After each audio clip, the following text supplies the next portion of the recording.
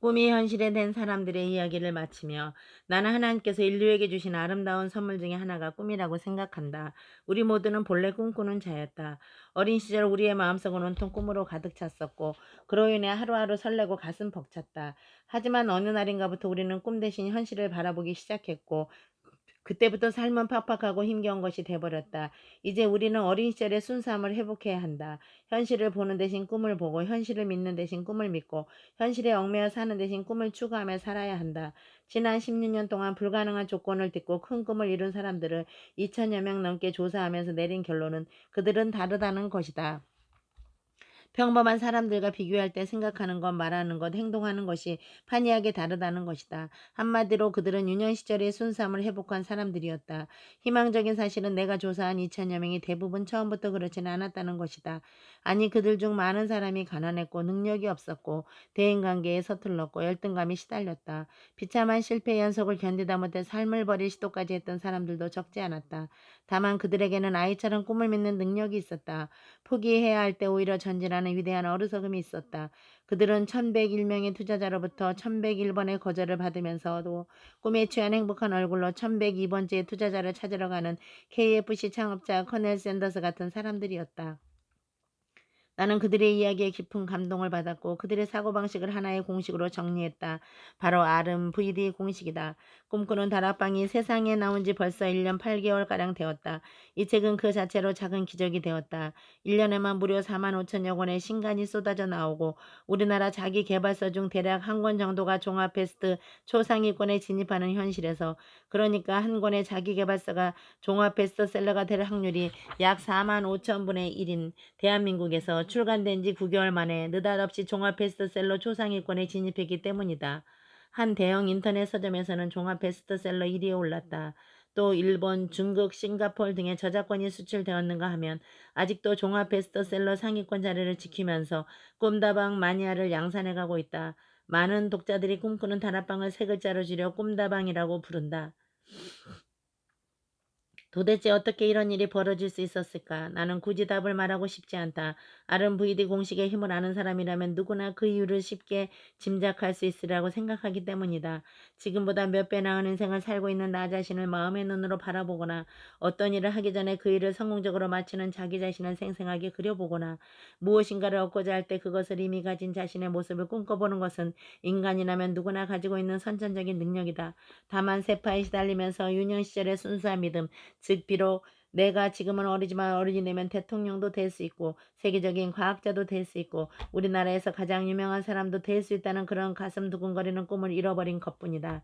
유치원이나 초등학교 시절 음악 실기 시험이나 체육 실기 시험을 앞두고 그 시험을 성공적으로 치르는 자신의 모습을 생생하게 그려본 경험이 누구나 있을 것이다.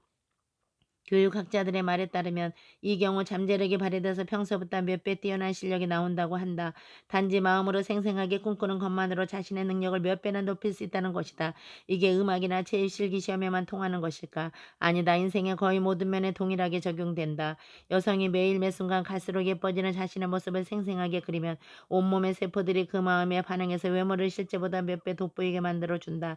학생이 이력과 집중력이 나날이 높아지는 자신의 모습을 매일 매 순간 생생하게 그리면 두뇌가 그 간절함의 영향을 받아 점점 천재적인 두뇌로 변화한다. 세일즈맨이나 자영업자가 고객이 홍수처럼 밀려드는 상상을 매일 매 순간 진심을 담아서 하면 자기도 모르게 얼굴에서 빛이 나고 그 밝고 자신감 넘치는 얼굴이 고객의 마음을 사로잡는다.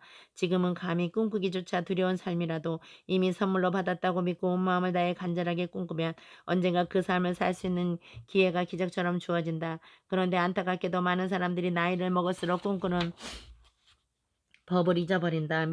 대입 시절에는 좋은 대학에 가지 못할까봐 두려워하고 대학생이 되어서는 취직 때문에 힘들어하며 사회에 나와서는 일과 인간관계로 인한 스트레스 속에 쌓여 지낸다. 마음을 다해서 미래를 생생하게 꿈꾸는 시간은 아예 없거나 설령 있더라도 그렇게 될 수만 있다면 얼마나 좋겠어 하면서 서극적으로 임한다. 이런 인생이 풀릴 리 없다. 마음이 미래로 향하여 창조적인 행동이 나오고 그 결과 삶이 획기적으로 바뀌는데 마음 자체가 꽉 막혀 있으니 안 되는 생각, 안 되는 행동만 나오고 삶은 서서히 벼랑 끝으로 치달아 가는 것이다. 나폴레옹의 사례를 보자. 그는 유년 시절의 경험을 유년 시절의 추억으로 묻어두지 않았다. 그는 음악이나 체육실기 시험에 적용되는 상상력의 힘이 인생의 모든 면에도 동일하게 적용된다는 사실을 이해했다. 실제로 그는 자신의 불리한 현실적 조건을 보는 대신 언제나 마음속에 상상력으로 빚어낸 위대한 미래를 보았다.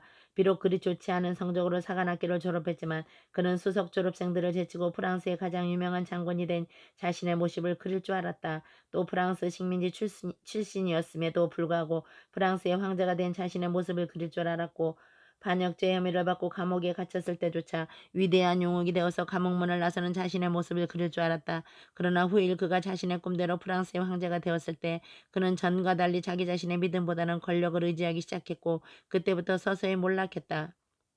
생각해보면 위인들은 모두 나폴레옹 같은 믿음을 가진 사람들이다. 위인들의 공통점은 마치 어린아이들이 그렇듯이 불가능한 꿈을 꾸고 그 꿈이 반드시 이루어질 거라고 온 마음을 다해 믿었다는 사실이다. 일례로 링컨을 생각해보자. 그는 수천 년간 내려온 악습인 노예제도를 폐지할 수 있다는 불가능한 꿈을 꾸었고 자신의 꿈이 이루어진다는 사실을 추워도 의심하지 않았다. 만일 링컨이 자신의 꿈 대신 현실을 보았다면 과연 노예제도가 폐지될 수 있었을까? 절대로 그럴 수 없었을 것이다. 위인들이 꿈을 이루기 위해 사용한 RMVD 공식은 다름 아닌 당시 자신이 유년시에 본능적으로 사용했던 것이다. 그것은 사랑이나 감사처럼 하나님께서 인류에게 주신 선물이다. 태초부터 지금까지 위대한 일을 한 모든 사람들이 공통적으로 사용한 꿈의 공식이다. 사실 우리는 RMVD 공식을 터득하라. 애쓸 필요도 없을지도 모른다. 유년 시절의 순수한 믿음만 회복되면 되기 때문이다. 햇바에 찌든 마음을 버리고 옹달샘처럼 맑디 맑은 유년의 마음으로 당신의 꿈을 돌아보라. 그리고 그 꿈을 믿어보라. 삶의 모든 면을 긍정하고 세상이라는 무대의 주인공이 된 당신의 모습을 그려보라. 매일 매순간 진심에 진심만을 담아서 그렇게 해보라. 많은 것들이 순식간에 바뀌고 행복과 기쁨과 감사와 성공이 마치 기적처럼 찾아들 것이다. 여기에 실린 이야기들은 모두 실제다.